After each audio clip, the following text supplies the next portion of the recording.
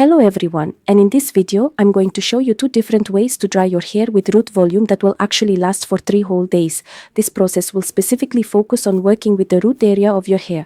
My hair is clean right now, but it air dried naturally and unfortunately it dried incorrectly. So I'm going to wash my hair all over again. I've wet my hair and now I'll wash it right here for you. I'm using a deep cleansing shampoo. I take just a small amount, lathering it up well in my palms, and then I apply it to the root area, but I will gently spread it down the entire length. This method is usually quite enough.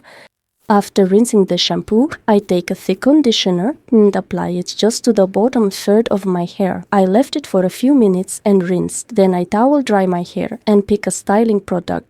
This is Osis, a fixing spray with heat protection. I'm combing through the hair with this type of comb. The first method involves applying the spray to damp hair.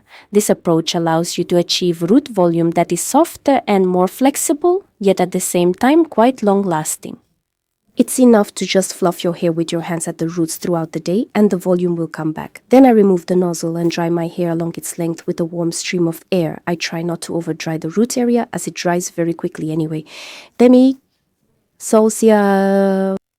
So okay, I've dried my hair, it's almost dry now. Next, I attach the nozzle to the hair dryer, comb through and gather the top sections of hair so they don't get in the way. My hair feels a little stiff to the touch right now. That's exactly what I wanted. I'm taking a 52mm round brush and will activate my spray on the hair with hot temperature. Pay attention, it's not just warm, it's hot. We need to quickly alter the hydrogen bonds within the hair. Moisture and high temperatures can easily achieve this. The spray's job is to firmly set the hair's new, modified shape. In our case, it's volume. And now, step by step, I switch to hot mode, heat the brush, then place it beneath the strand. I quickly warm it up, rotating the brush simultaneously, maintaining tension. Then I switch to cold mode to set the style. This is essential. With a cold air setting, all your hard work will be for nothing. Try to choose thin strands and then a warm volume is guaranteed. So how does this whole process work? When we begin to dry the roots using hot air, pulling them taut with a round brush or a skeleton comb, the alcohol and water from the styling product evaporate while the polymers under the influence of the heat become pliable and flexible. They then melt and stretch, conforming to the shape of the bend or wave that we've created. Then a cold stream of air comes into play, and this is where the magic of cooling truly begins. The polymer cools down along with the hair, transforming into a dense yet elastic microcapsule around every single strand in the root zone.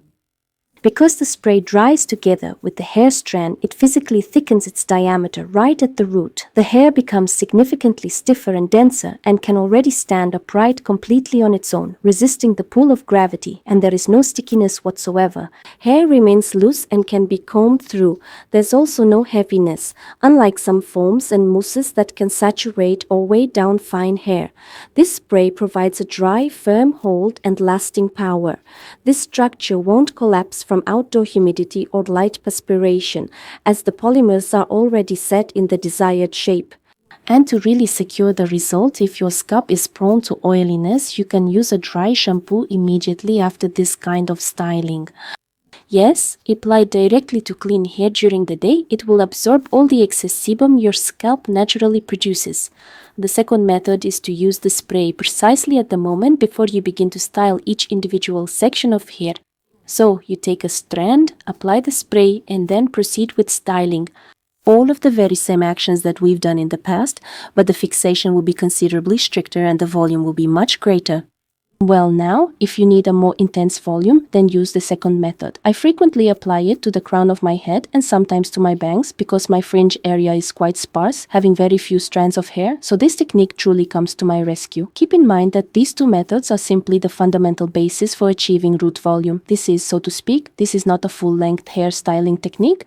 Here, you can see my hair is a bit rumpled, but it has volume, and with this base, I'll be able to style my hair along its length however I want. For example, I can straighten it along its length and slightly curl the ends. For this, I use a water-based heat protectant.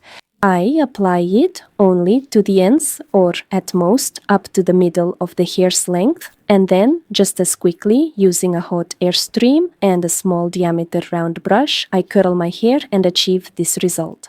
I can style your bangs, and I can also create a beautiful textured look. These are just a few examples, really. You can actually do anything with such a voluminous base. A broken textured style is currently trending, but it's crucial that your hair ends are well maintained, thick and shiny, so your hair doesn't frizz. Otherwise, this style will just look messy and unkempt. Subscribe and see you next time.